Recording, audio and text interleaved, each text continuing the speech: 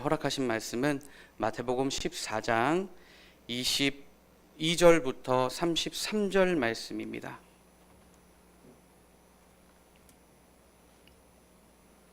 제가 봉독해 드리겠습니다. 마태복음 14장 22절에서 33절입니다. 예수께서 즉시 제자들을 재촉하사 자기가 무리를 보내는 동안에 배를 타고 앞서 건너편으로 가게 하시고 무리를 보내신 후에 기도하러 따로 산에 올라가시다 저물매 거기 혼자 계시더니 배가 이미 육지에서 소리나 떠나서 바람이 거슬림으로 물결을 인하여 고난을 당하더라. 밤 사경에 예수께서 바다 위로 걸어서 제자들에게 오시니 제자들이 그 바다 위로 걸어 오심을 보고 놀라 유령이라 하며 무서워하여 소리 지르거늘 예수께서 즉시 일러 가라사대 안심하라 내니 두려워 말라. 베드로가 대답하여 가로되 주여 만일 주시어든 나를 명하사 물 위로 오라 하소서 한데 오라 하시니 베드로가 배에서 내려 물 위로 걸어서 예수께로 가되 바람을 보고 무서워 빠져가는지라 소리질러 가로되 주여 나를 구원하소서 하니 예수께서 즉시 손을 내밀어 저를 붙잡으시며 가라사대 믿음이 적은 자여 왜 의심하였느냐 하시고 배에 함께 오름에 바람이 그치는지라 배에 있는 사람들이 예수께 절하여 가로되 진실로 하나님의 아들이로소이다 하더라. 아멘. 오늘 본 말씀 마태복음 14장 22절에서 33절 말씀을 통해서 바다 위를 걸으신 예수와 방주, 바다 위를 걸으신 예수와 방주라는 제목으로 여러분들과 말씀을 상고해 보도록 하겠습니다. 이 말씀은 예수님이 여러 표적들 가운데에서 하나의 표적으로 행하신 놀라운 기적이 아닐 수 없습니다. 여러분들도 알다시피 바다 위를 걸었다라고 하는 것은 굉장히 놀라운 표적 아닙니까? 이 세상에서도 만약에 이런 중력의 법칙 또 부력의 법칙을 거스리고 바다 위를 걷는 사람이 나타났다고 여러분들 생각해 보십시오. 아마 굉장히 해외에서나 전 세계에서 화제거리가 될 것입니다. 두고두고 화제가 되어서 늘 이야기가 끊이지 않을 것입니다. 이와 같은 역사, 이와 같은 표적을 2000년 전에 예수님께서 밤에 바다를 걸으시고 그 장면을 누구만 본 거예요? 예수님 제자들만 본 겁니다. 본문의 그 내용의 요약은 제가 간략하게 말씀을 드리면 마태복음 14장에 해당되는 전반부에 해당되는 내용은 세례 요한의 죽음이 있었고 그리고 우리가 너무나도 잘 알고 있는 오병이어의 그 기적을 행하셨습니다. 남자만 계수하여 5,000명이 넘는 여자와 어린아이까지 계수한다고 하였을 때는 그 수가 더 많았을 텐데 어느 때와 마찬가지로 예수님은 그 무리들의 어떤 병을 고쳐주시고 또한 5개의 떡과 물고기 2마리를 축사하시고 그 많은 그 무리들을 배불리 먹고도 12바구니가 남을 정도로 그와 같은 오병이어의 그 기적을 행하셨습니다. 물론 이 말씀 안에는 정말 실상적으로 우리에게 천국을 가고자 하는 우리에게 어떠한 의미가 담겨져 있다라고 하는 것을 여러분들 너무나 잘 알고 있을 것입니다. 바로 비유로 기록되어 있는 이 말씀 속에는 대단한 의미가 숨겨져 있는 것이죠. 오늘 우리가 확인해 보고자 하는 오늘 본문 말씀 또한 그 내용은 제가 간략하게 말씀을 드리면 그래서 이 무리들을 예수님이 다 보내시고 또 제자들을 재촉하여 먼저 건너편으로 배를 타고 보내시고 난 다음에 예수님이 혼자서 산에 올라가시고 그리고 기도하시고 난 다음에 제자들한테 예수님께서 가시는 것이 배를 타고 가신 것이 아니라 바로 바다 위를 걸어가셨다는 것을 우리가 본문을 통해서 그 장면을 우리가 볼 수 있죠. 당연히 그 칠흑같이 어두운 그 밤에 사람의 형체와 같은 그 모습으로 바다 위를 걷는다라고 여러분들 생각을 해보십시오. 얼마나 무섭겠습니까? 제자들한테는 유령이다 하고 소리 지르며 너무나도 무서워하였지만 우리가 봤을 때에도 귀신이다라고 표현을 할 수도 있겠고요. 너무나도 무서운 그 제자들에게 우리 예수님께서 무서워하지 말아라, 나다 라고 얘기를 하시면서 베드로가 예수님께 주시어든 나를 바다에 걸어서 예수님께 가게 해주십시오 라고 말씀을 하게 되죠.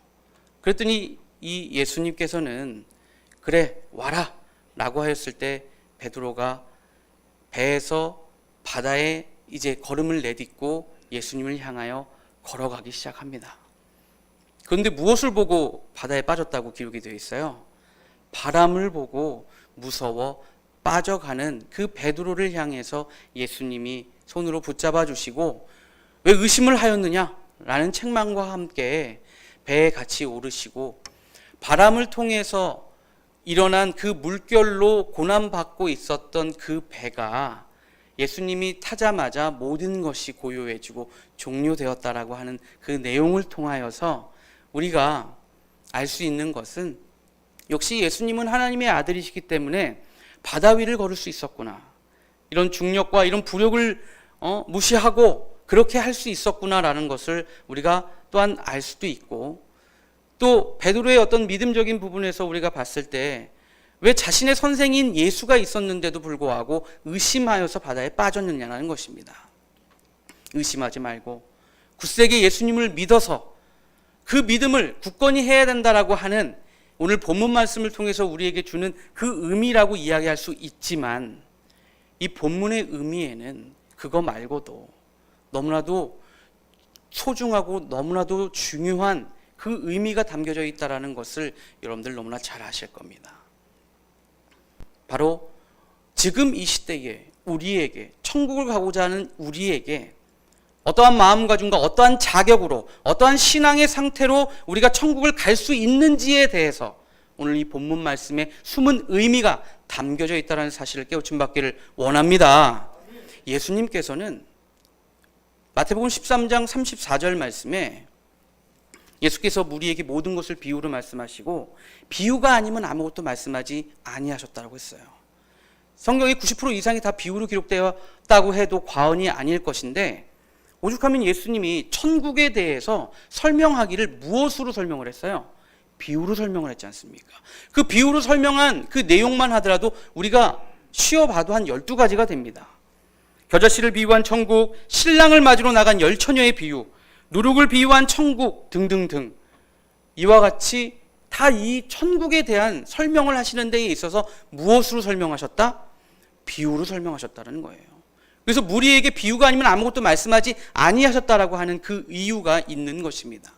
비유라고 하는 그 뜻은 무엇입니까?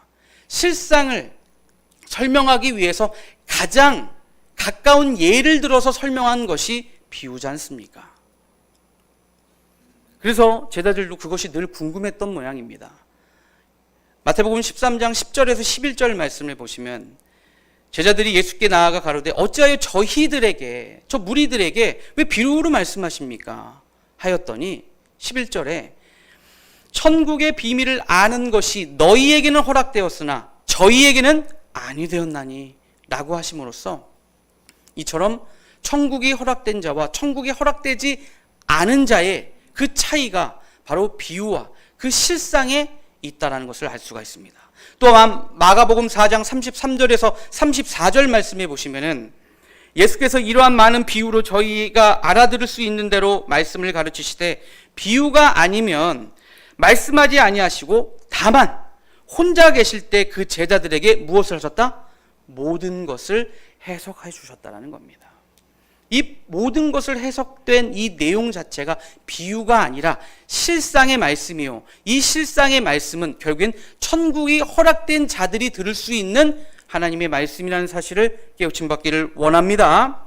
그러나 우리는 이와 같은 비유로 기록되어 있는 말씀을 언제까지 비유로 우리는 알아들을 것이 아니라 요한복음 16장 25절 말씀을 보시면 이것을 비사로 너희에게 일렀거니와 때가 이르면 다시 비사로 너희에게 이르지 않고 아버지에 대한 것을 밝히 이른다라고 하셨으므로 바로 밝히 이르는 것 자체가 비유가 아닌 실상의 말씀을 언제 알 수 있다라는 거예요? 때가 이르면. 우리가 이처럼 비유가 아닌 실상의 말씀을 듣고 있다라는 그 자체는 바로 그만큼 때가 가까워졌다라는 것을 이 말씀을 통해서 우리에게 알려주고 있는 것인 줄 믿습니다. 그렇다면 왜 예수님께서 굳이 바다 위를 걸으셨냐라는 거예요. 그리고 베드로는 예수님을 향해서 바다 위를 걸어서 가고 있는데 왜 바람을 보고 바다에 빠졌느냐는 겁니다.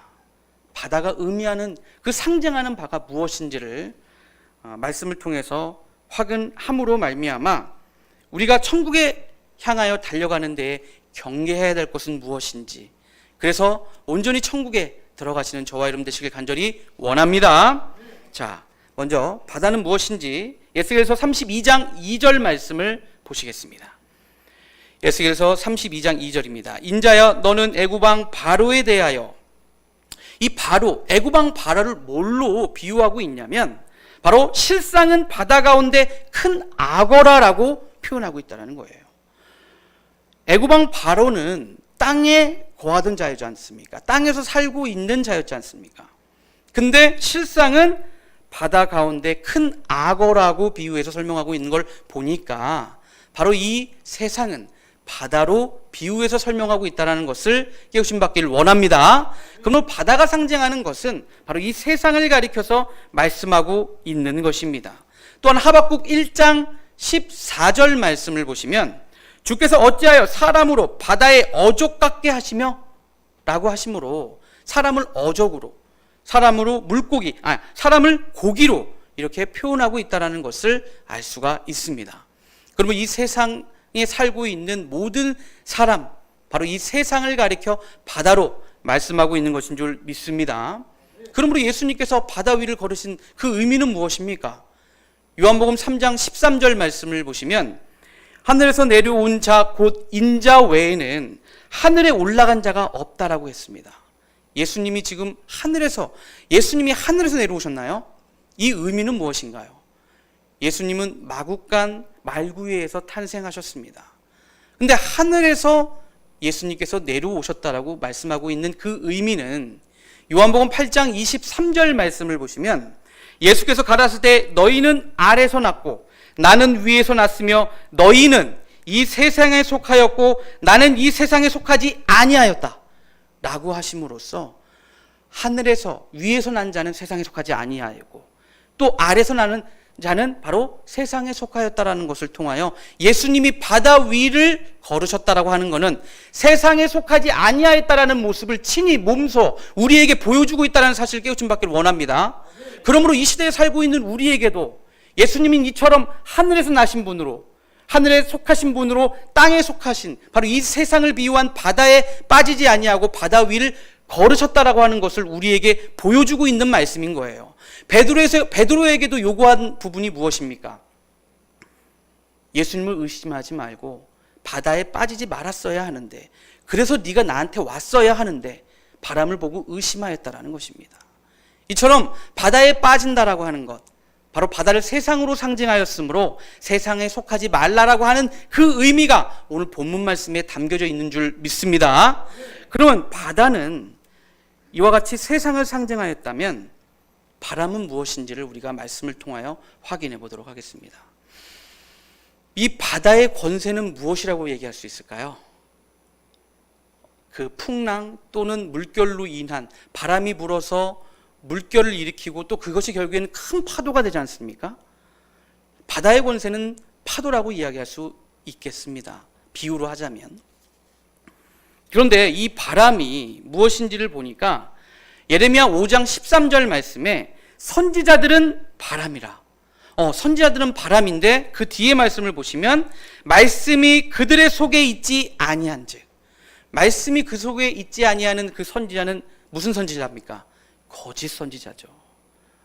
그러므로 이러한 이 바람 자체가 말씀이 없는 거짓 선지자라고 하였으니 거짓 선지자를 통하여서 나타나는 이 비진리의 그 바람과 또 이런 풍랑 또 이런 파도로 인해서 우리는 그것에 무서워하거나 또 그걸로 인하여 바다에 빠지면 안 된다라고 하는 것을 예수님이 베드로를 책망하였던 것처럼 바람의 의미는 바로 그와 같다라는 것을 알 수가 있는 것인 줄 믿습니다.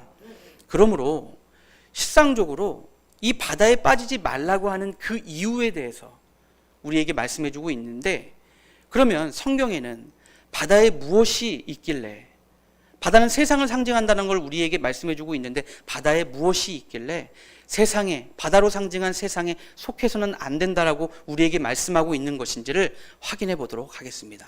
계시록 13장 1절입니다.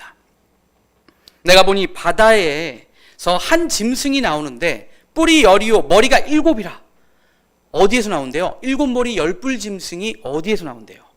바다에서 나오고 있습니다. 그리고 예스겔 선지자가 예언하고 있는 그 내용 가운데에 예스겔서 28장 2절 말씀을 보시면, 두로 왕에게, 인자야 너는 두로 왕에게 이르기를 주 여호와의 말씀에 내 마음이 교만하여 말하기를 나는 신이라 내가 하나님의 자리 곧 바다 중심에 앉았도다라고 두로 왕을 비유해서 정말 그 두로 왕이 본인이 신이다라고 하여 하나님의 자리 곧 바다 중심에 앉았도다라고 예스겔 선지자를 통해서 두로 왕을 비유해서 이렇게 설명하고 있는데, 마지막 계시록 때에 이 예스겔 선지자가 예언하였던 이 내용이 계시록의 어떠한 모양, 어떠한 모습으로 성취가 되냐면, 계시록 17장 15절 말씀에 또 천사가 내게 말하되 내가 본 바 음녀에 앉은 물은 이라고 하므로, 이 많은 물이 모여 있는 곳이 어디입니까? 바다죠. 근데 음녀가 어디에 앉아 있대요? 그 물 위에 앉아 있는데, 물에 앉아 있는데 그 앉은 물은 뭐라고 설명하고 있습니까? 백성과 무리와 열국과 방언들이라. 바로 세상 사람들 위에 음녀가 앉아 있다라고 분명히 말씀하고 있는 것인 줄 믿습니다. 그러므로 이 물, 바로 이 바다는 세상을 상징해서 말씀하고 있다는 거예요. 근데 음녀가 그와 같은 세상에 앉아 있는데 음녀가 그냥 앉아만 있겠습니까? 음녀가 하는 역할이 무엇인지 계시록 17장 2절 말씀을 보시면, 땅의 임금들도 그로 더불어 음행하였고 땅에 거하는 자들, 땅에 사는 모든 사람들을 가리켜서 말하는 거예요. 땅에 거하는 자들도 그 음행의 포도주에 취하였다라고 말씀하고 있는 거예요. 음행이라고 하는 것은 남편으로 비유된 하나님의 신을 섬기지 아니하고 다른 신을 섬기는 것 자체가 음행인 줄 믿습니다. 그와 같은 음행의 포도주는 뭐예요? 이 음행의 포도주를 누가 주고 있다는 것입니까? 바로 음료가 땅의 왕들과 땅의 백성들에게 그 음료의 포도주로 취하게 하고 있다는 거예요. 바로 비진리의 이 말씀으로, 그 음행의 포도주로 하나님의 신이 아닌 다른 신을 섬기게 한다라고 하는 것입니다. 그러면 그때에 대해서 나는 절대로 그 비진리를 받지 않을 거야 할 수 없는 게, 이들의 역할 자체가 어떠한 능력을 갖고 있냐면, 계시록 12장 9절 말씀에 보면은 온 천하를 꿰는 자다라고 말씀하고 있는 거예요. 그러므로 우리가 한 사람 두 사람을 설득하기도 너무나도 힘든데 10사람, 100사람, 뭐 1000명, 10명을, 뭐 10,000명을 설득하기는 더 어려운 일이지 않습니까? 근데 온 천하를 미혹하는 그와 같은 놀라운 능력을 갖고 있다라고 함으로 말미암아 그 음행의 그 비진리의 포도주로 취하지 않아야 할 자가 없다라는 것입니다. 이러한 자들이 결국엔 계시록에 뭐라고 기록이 되어 있습니까? 이들을 심판해 버리신다. 그러므로 그 세상에 속하고 세상에 벗어나지 않고 바다에 빠진 자들, 세상에 속한 자들은 결국에는 음녀가 앉아있는 그 상태, 음료로부터 이 음행의 비진리의 포도주에 취해 결국에는 심판을 받을 수밖에 없다라고 말씀하시므로 우리는 바다에 빠진 자가 되어서도 안 되고 세상에 속하지 않아야 된다라고 하는 것을 우리에게 분명하게 말씀해주고 있는 것인 줄 믿습니다. 바로 이러한 자들을 계시록에는 7인의 심판으로 심판을 해버립니다. 7인의 심판의 그 구성을 우리가 자세하게 알 수는 없지만, 이 7인의 심판은 첫째 인부터, 째는 순서를 의미하므로 첫째 인부터 둘째 인, 셋째 인, 넷째 인, 다섯째 인, 여섯째 인, 일곱째 인 안에는 7천사가 7나팔을 받았다라고 함으로써 첫째 인이 떼어지면 떼어질수록 심판이 이루어지는데, 7째 나팔 안에 7나팔의 심판이 또 들어있습니다. 7나팔 또한 그 순서에 입각하여 첫째 나팔부터 둘째, 셋째, 넷째, 다섯째, 여섯째, 일곱째 나팔 안에도 또 어떠한 그 심판이 들어있냐면 바로 일곱 대접의 심판이 들어있습니다. 이것이 계시록 15장의 마지막 재앙이라고 하였고, 하나님의 진노의 심판, 일곱 대접의 심판을 이 땅에 쏟을 것을 바로 계시록은 예언해 놓고 있다는 거예요. 바로 이 하나님의 진노의 심판, 일곱 대접의 심판이 계시록 16장 1절부터 17절에 해당되는 내용으로 기록되어 있는데, 17절에 계시록 16장 17절에 되었다 라고 하심으로써 하나님의 그 재앙의 심판, 일곱 대접의 심판이 비로소 마치고 있다라고 하는 것, 바로 계시록의 일곱 인의 그 전체의 그 심판이 끝이 나고 있다라는 것을 이렇게 말씀하고 있다는 것입니다.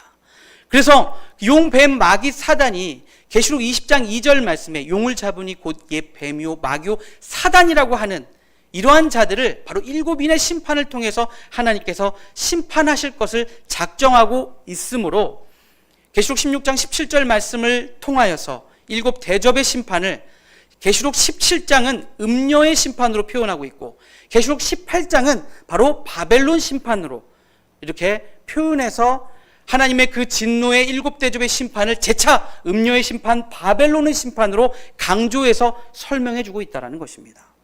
그러므로 우리는 음녀에 앉은, 세상에 속하면 그와 같이 심판한 때에는 구원의 섭리가 있을 수 없습니다.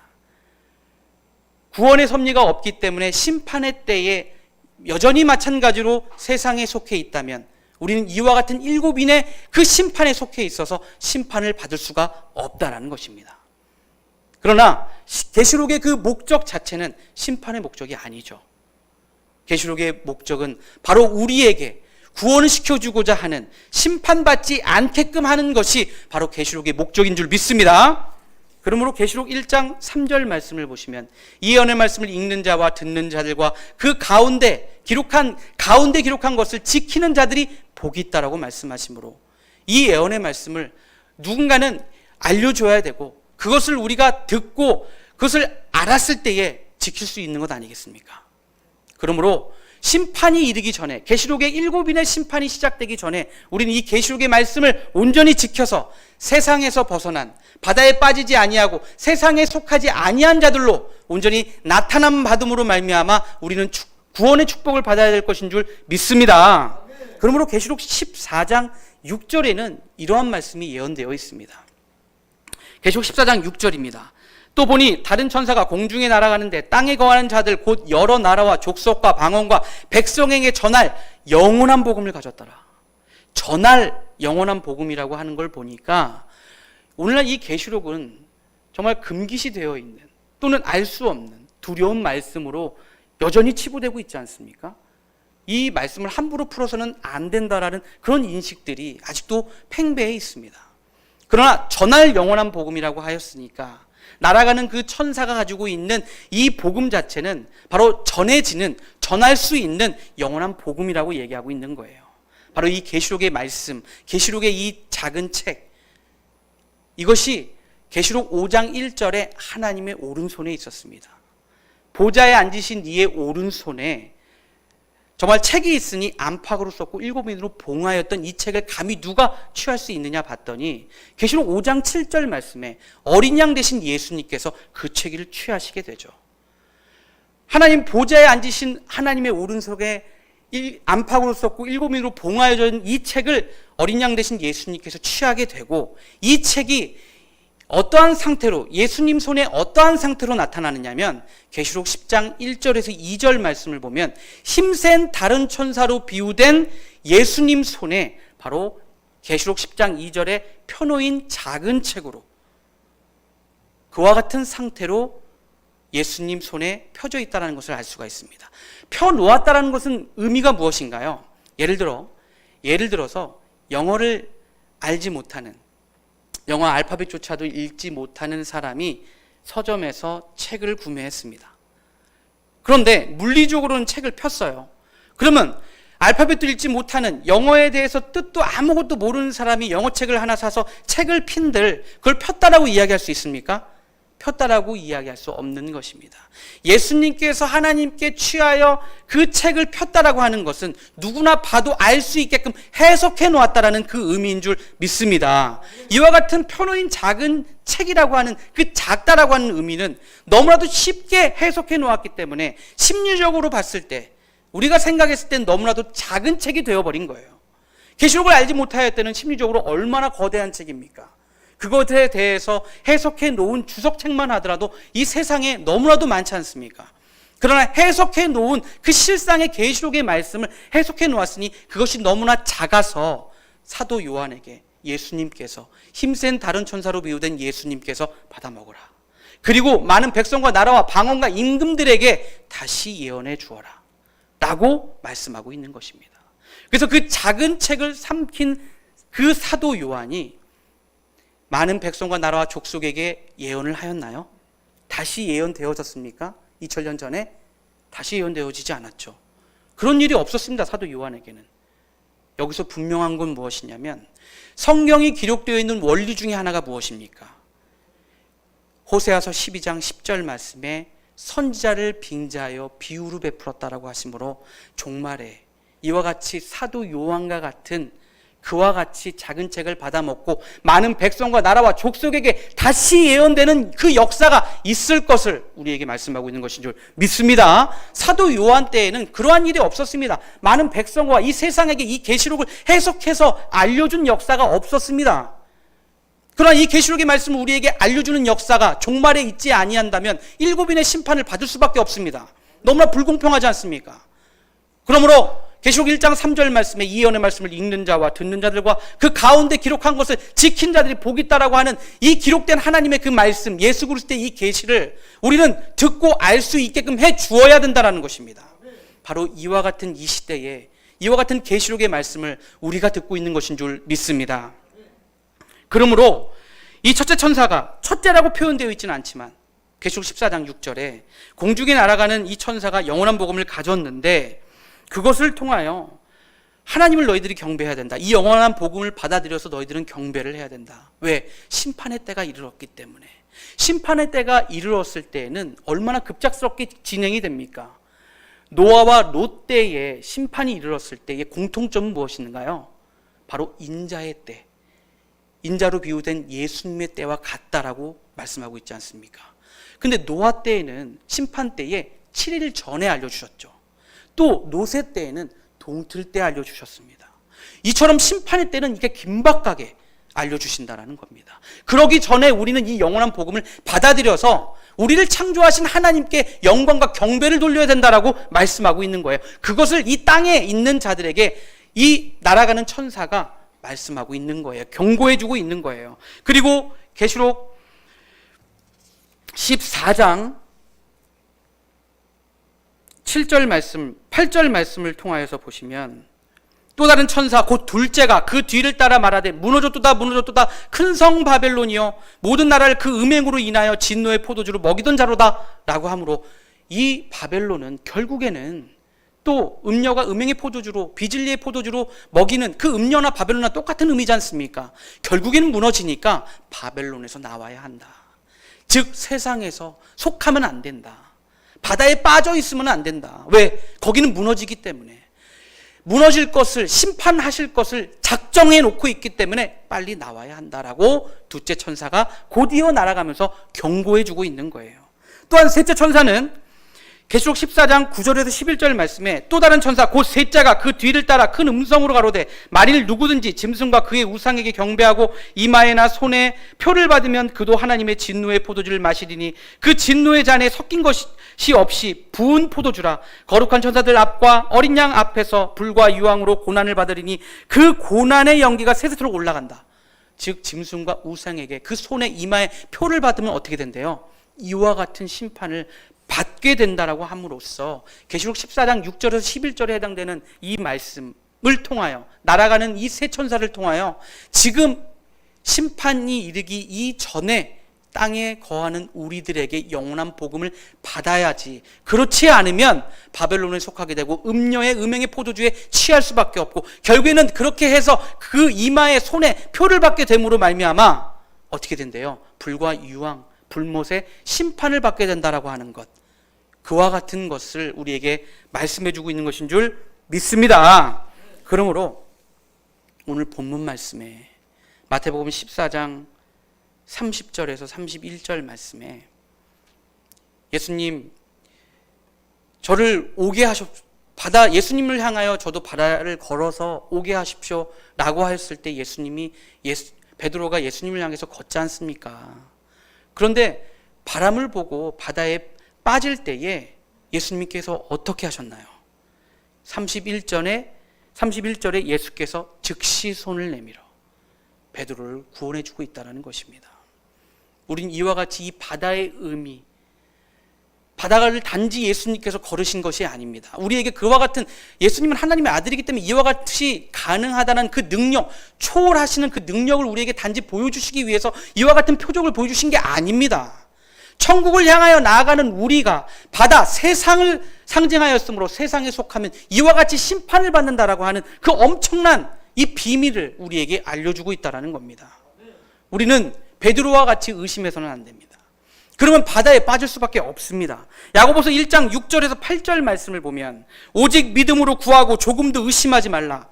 의심하는 자는 마치 바람에 밀려 요동하는 바다 물결과 같으니 오히려 의심하지 말고 우리는 바다에 빠져 있는 자들을 손을 내밀어 예수님이 베드로의 손을 잡고 즉시 끌어잡았던 것처럼 우리는 오히려 바다에 빠져 있는, 세상에 빠져 있는 자들의 손을 붙잡고 우리는 꺼내줘야 되는 그와 같은 사명을 감당해야 될 것인 줄 믿습니다. 우리는 베드로와 같이 바다 위에 걷다가 바다에 빠져가는 상태에서 건짐받은 것이 아닙니다. 우리는 이미 세상에 빠져 있다가 건짐바 되어서 여러분들이 앉아 계신 바로 이곳이 구원의 방주인 줄 믿습니다. 왜 그렇습니까? 천국을 향해서 나아가고 있기 때문에 그렇습니다. 천국을 향해서 우리는 향해하고 있습니다.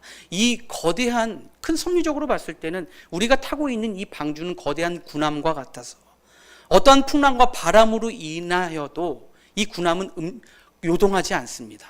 또 밑에 아무리 거대한 그 고래나 악어나 그런 부분들이 아무리 설친다 하더라도 결안으로 바위치기 아니겠습니까? 바로 여러분들이 거하시는, 여러분들이 타고 계시는 이곳이 바로 구원의 방주인 줄 믿습니다. 작은 개념에서는 우리 또한 구원의 배로서, 구원의 방주로서 많은 사람들을, 바다에 빠져 있는 사람들을 손을 내밀어 우리는 그들을 구조해내야 되겠습니다. 그러기 위해서는 우리의 믿음과 양심이 정말로 하나의 결핍된 부분이 없이 온전한 하나님과 예수님을 믿는 그 믿음이 형성되어야 되고, 또 그 믿음의 그 마음 가운데에는 우리의 양심이 결여돼서는 절대로 안 됩니다. 그러면 우리의 배가 좌초가 돼버립니다. 그 말씀으로 디모데전서 1장 19절 말씀을 보면 믿음과 착한 양심을 가지라. 어떤 이들이 이 양심을 버렸고 그 믿음에 관하여 파선하였느니라. 우리의 믿음의 그 신앙의 배가 이와 같이 믿음과 양심이 결여되면 파선할 수밖에 없습니다.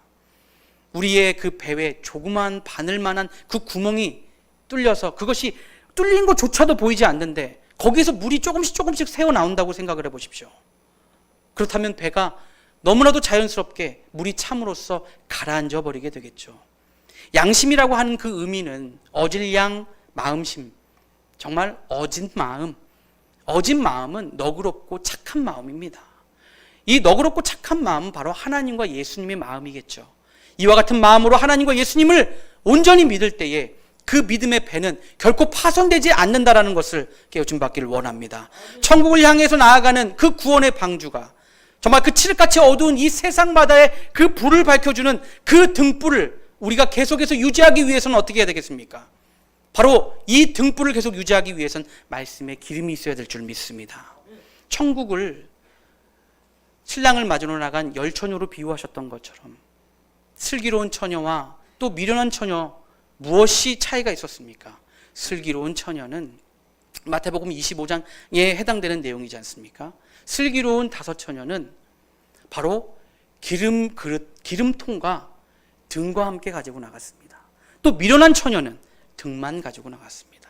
다 같이 졸며 잤는데 신랑이로다 맞으러 나오라라고 하는 깨워주는 자가 있었습니다. 다 깨어있어라 깨어있어라 라고 하는 그 외침은 의미가 없습니다. 아무리 졸며 자도 기름통이 준비되어 있으면 신랑을 맞이할 수 있다라고 하는 것이 바로 이 말씀의 핵심이지 않습니까? 그러나 우리가 정말 천국을 향하여 나아가고 있는데 이 기름은 언제까지 유지가 되어야 됩니까? 천국이 올 그때까지. 왜 그렇습니까? 슬기로운 다섯 처녀는 신랑을 맞이했다는 그 자체는 천국을 맞이했다는 의미인 줄 믿습니다. 그때까지 기름통에 기름이 끊이지 않았다는 거예요. 우리도 마찬가지로 구원의 방주로서 그 기름이 천국이 올 그때까지 이 어두운 세상 밤하늘을 우리는 밝히는 그 등불로서 많은 사람들을 옳은 대로 인도해야 되는 그 인도자의 사명을 감당해야 될 것인 줄 믿습니다. 미련한 다섯 처녀는 하나님과 예수님을 너무나도 막연하게 믿었습니다. 그렇기 때문에 기름통을 준비하지 않았죠. 기름은 요한일서 2장 20절 말씀에 너희는 거룩하신 자에게서 기름 부음 받고 모든 것을 아느니라. 21절에 내가 너에게 쓴 것은 너희가 진리를 알지 못함을 인함이 아니로 알물 인함이로라. 진리는 요한복음 17장 17절 말씀에 말씀이라고 했지 않습니까? 바로 말씀 기름을 통하여 거룩하신 하나님의 모든 것을 우리는 알 수가 있는 것인 줄 믿습니다. 바로 천국에 오는 그때까지 이 말씀 기름들을 우리는 기름통에 가득 담겨놓고 많은 자들을 그 기름을 통하여 밝혀지는 그 등불로 인하여 하나님과 예수님을 분명하게 믿을 수 있는 말씀의 그 기름의 등불로 그들을 인도해내야 될 줄 믿습니다. 그러므로 우리는 그와 같은 일을 행할 수 있기 때문에 이와 같은 하나님의 구원의 방주에 타고 있는 것입니다. 온전히 여러분들의 믿음과 양심이 굳건하여서 정말 먼 데에서 봤을 땐 제자들이 유령이다 예수님을 그렇게 착각했지만, 너무나도 막연하게 예수님의 존재에 대해서 착각했지만, 예수님이 배에 타고 나서는 그 모든 상황들이, 풍랑과 그런 파도로 인하여 고난받았던 그 모든 상황들이 종료가 되면서 예수님을 분명하게 확인하였을 때 제자들이 한 그 고백이 무엇이었습니까? 하나님의 아들이로소이다.